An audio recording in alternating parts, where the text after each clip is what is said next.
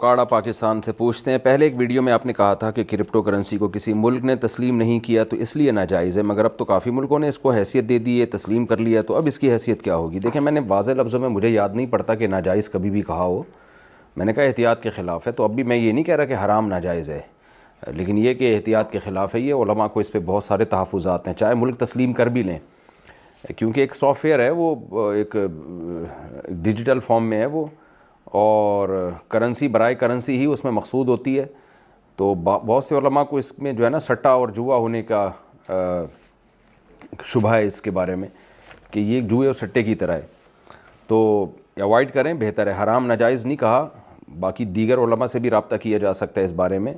جو میری رائے ہے وہ اس بارے میں یہی ہے، کیونکہ جو بڑے بڑے محقق علماء ہیں جنہوں نے کرپٹو کرنسی کو بہت اچھی طرح سے سمجھا ہے،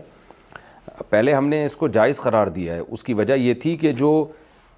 کرپٹو کرنسی کے ماہرین ہیں نا، جو ظاہر ہے مفتی کو تو جو نالج جہاں سے ملے گی اس کے حساب سے فتویٰ دے گا، وہ قرآن و سنت کی نالج تو واضح ہے، لیکن کرپٹو کرنسی کی حیثیت کیا ہے، اس جو ڈیجیٹل کرنسی کے ماہرین ہیں انہی کا اختلاف ہے، تو پہلے جن ماہرین سے ہمارا رابطہ ہوا تھا انہوں نے جو ہمیں اس کی ڈیٹیل بتائی، اس حساب سے ہمیں لگا کہ بالکل جائز ہے، ہم نے جائز ہونے کا فتویٰ دیا، لیکن کرپٹو کرنسی کے کچھ اور بھی ماہرین جو ان سے بھی زیادہ ماہر تھے، ان کی رائے جب سامنے آئی ہے تو پھر اس پہ توقف کیا ہے، تو احتیاط یہی ہے کہ آپ سیدھے طریقے سے چلیں جیسے ساری دنیا چل رہی ہے، گیمیں کھیلنے کی کوشش نہ کریں، اس میں آپ کو اس بات کا پورا امکان ہے کہ یہ ایک جوئے اور سٹے کی طرح ہو، اور پھر بعد میں جا کے آپ کے لیے مسائل کھڑے ہو جائیں، تو احتیاط کے خلاف کہا جاتا ہے، حرام اور ناجائز واضح لفظوں میں نہیں کہا جاتا۔ نبی صلی اللہ علیہ وسلم نے فرمایا الحلال بین والحرام بین، حلال بھی واضح، حرام بھی واضح، لیکن اس کے درمیان کچھ امور ہیں جو مشتبہات میں سے آتے ہیں،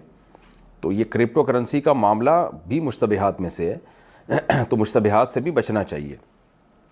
اور یہ مشتبہات علماء کی وجہ سے نہیں ہے، کرپٹو کرنسی کے ماہرین ہی اس کو ایکسپلین نہیں کر پا رہے ہیں، جتنی ایکسپلینیشن ہمارے سامنے آتی ہے ہم اس کے حساب سے فتویٰ دیتے ہیں، تو چونکہ ان کی رائے میں بہت اختلاف ہے،